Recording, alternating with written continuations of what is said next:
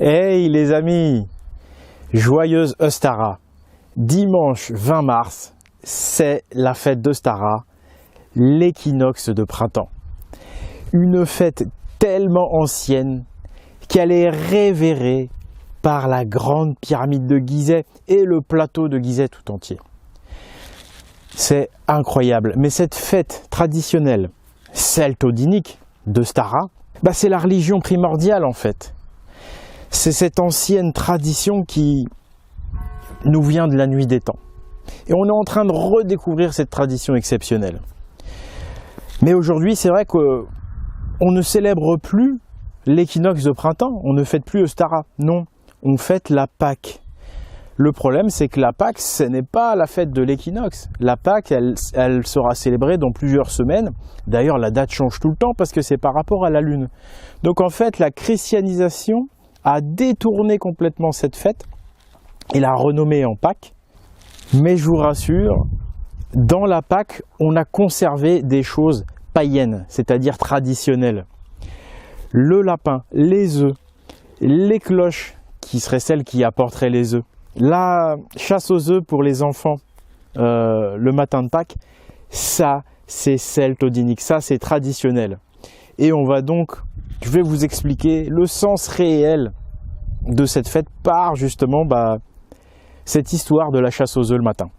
Donc on va voir comment la grande pyramide de Gizeh et le sphinx de Gizeh nous incitent à célébrer l'équinoxe de printemps, nous incitent à fêter Ostara. Donc tous les secrets d'Ostara, c'est maintenant. Oui, Ostara, parce que on peut l'orthographier O-E-S-T-A-R-A. C'est l'orthographe pour moi la plus correcte. On la retrouve, c'est pour moi l'orthographe ancienne, parce que dans Ostara, il y a les œufs. C'est la fête des œufs, parce que un œuf, c'est tout neuf. Il y a, vous voyez, le côté quelque chose de neuf. L'œuf incarne évidemment la naissance, la nouveauté, et puis bien sûr la nature. Donc l'équinoxe de printemps, c'est la renaissance de la nature, c'est la fertilité qui arrive, c'est le début de la saison fertile. C'est une fête de la nativité.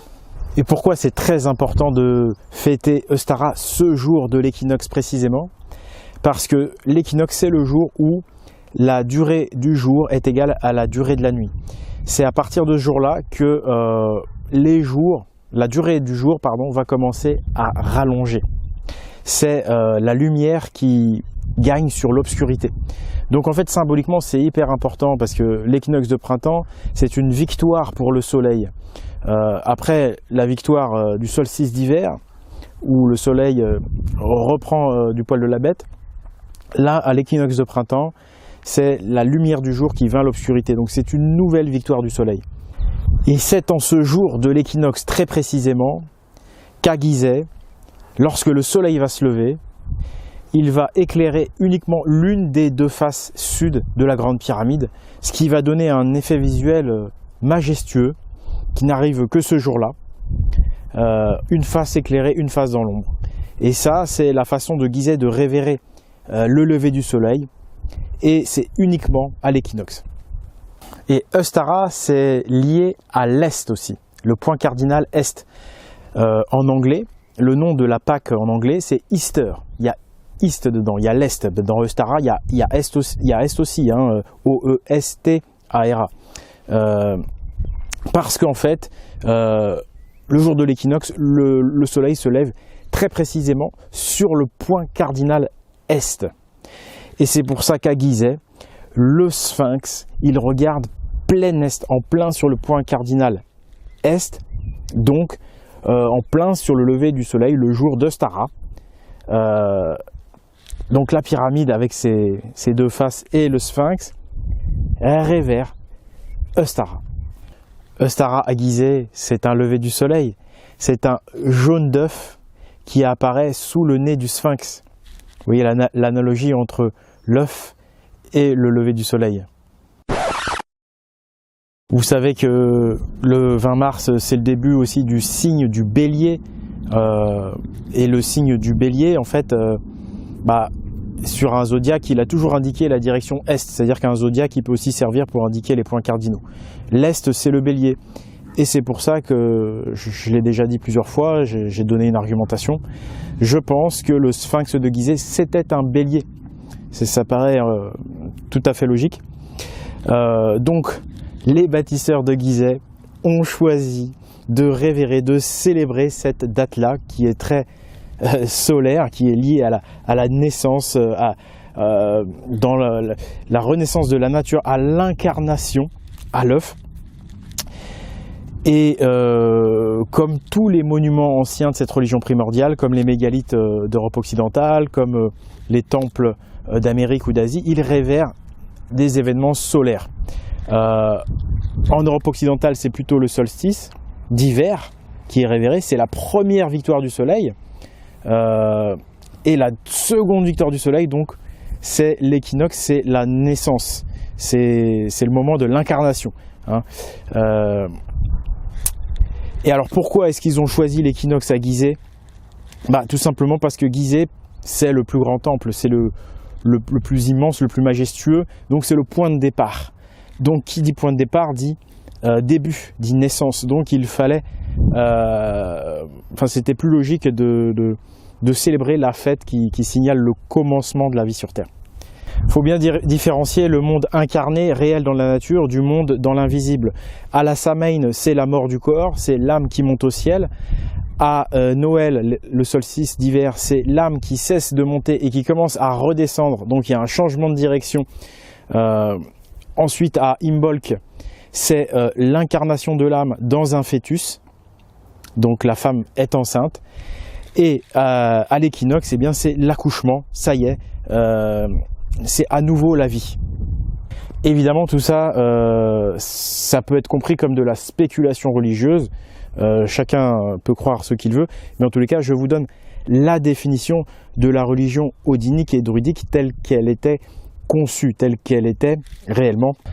On va maintenant voir comment la christianisation de la fête, comment la création de la fête de Pâques nous a complètement coupé de la nature, coupé des saisons. Coupé du réel en fait.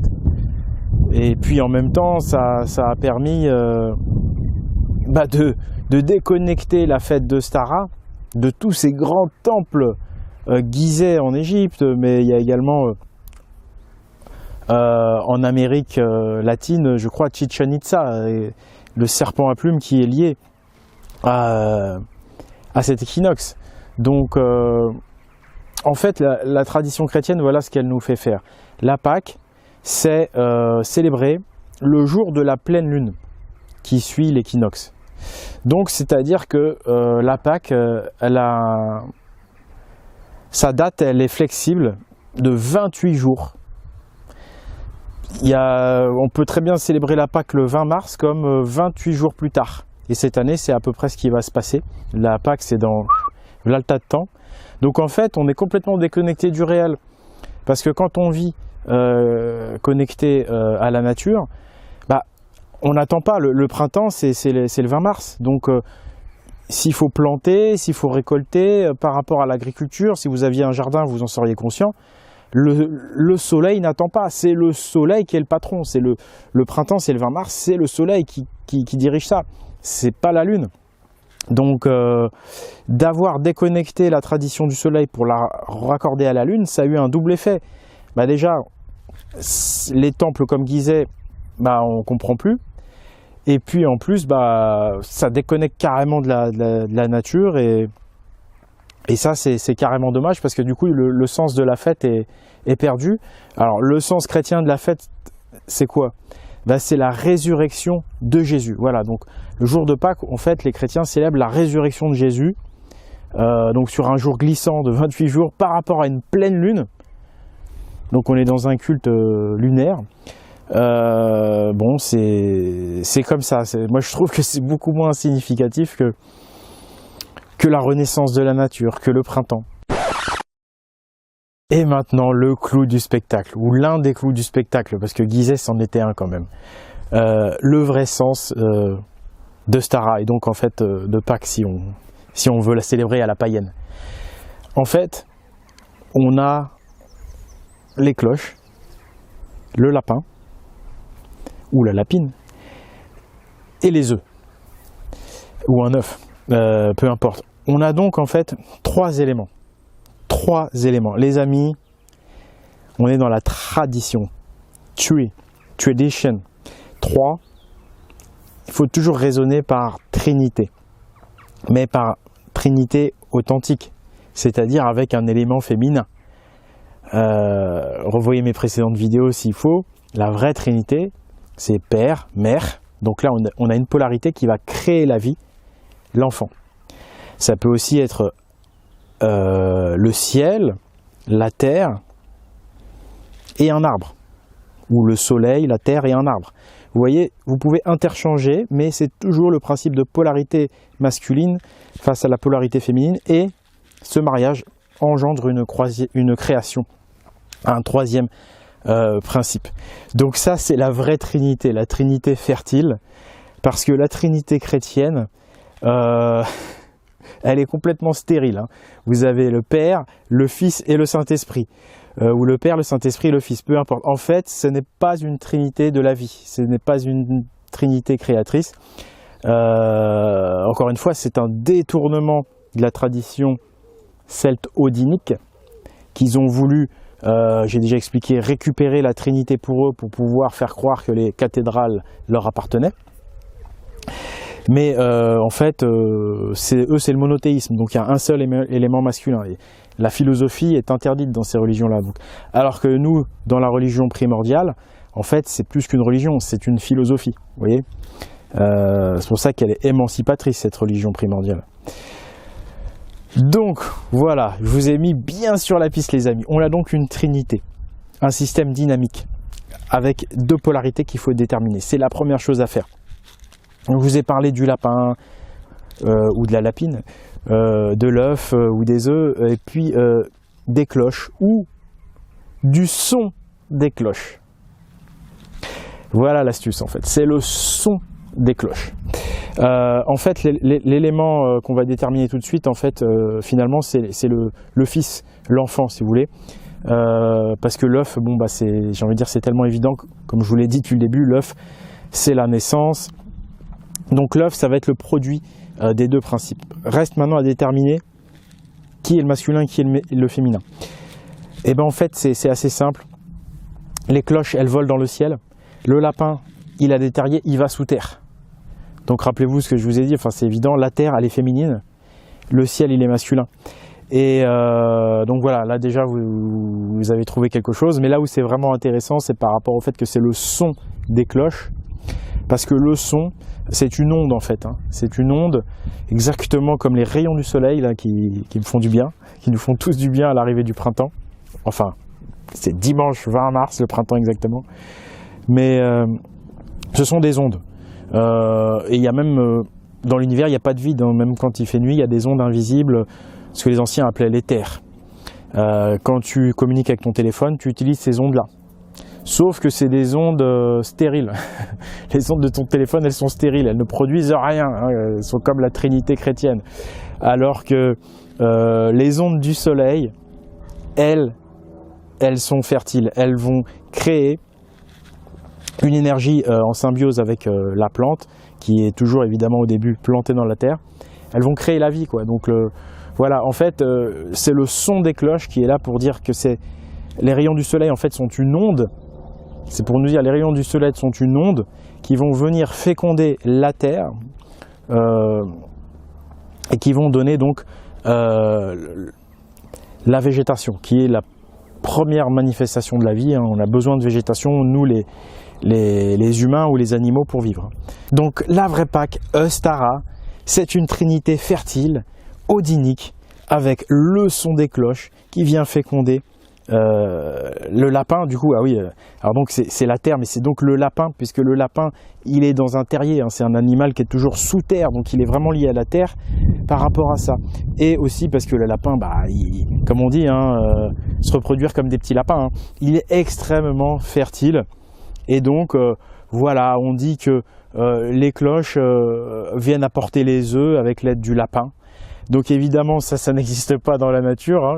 Les œufs ça vient pas des lapins ni des cloches, mais à chaque fois dans la tradition odinique, c'est quand il y a une histoire comme ça qui n'est pas vraie, c'est en fait qu'il faut regarder avec un autre regard, il faut philosopher. En fait, c'est pas que c'est pas vrai, c'est que c'est pour nous inviter à philosopher et à voir, à comprendre les principes. Donc maintenant, vous avez compris les principes de la Pâque. Donc c'est la fête de la vie, quoi. C'est vraiment là, on a les deux principes qui vont venir créer un troisième principe qui est la vie. Et donc c'est pour ça que nos enfants, on leur demande d'aller chercher les œufs liés aux cloches et aux lapins. On leur demande en fait de sanctifier la vie, de sanctifier les trois principes qui régissent l'univers, qui régissent la nature, qui régissent le divin, le principe féminin, le principe masculin. Et donc le troisième principe, tout en révélant un petit secret qui est le son des cloches, comprendre pourquoi elles sont des cloches, pour dire aux enfants qui comprennent tout de suite très jeunes qu'il existe un monde invisible, il existe un monde parfait, j'ai envie de dire. En tout cas, la vie réside pas uniquement sur ce que l'on voit, mais également sur ce que l'on ne voit pas. Et donc ces ondes invisibles, hein, parce que le soleil c'est une onde visible, mais les ondes invisibles sont tout aussi importantes à la vie.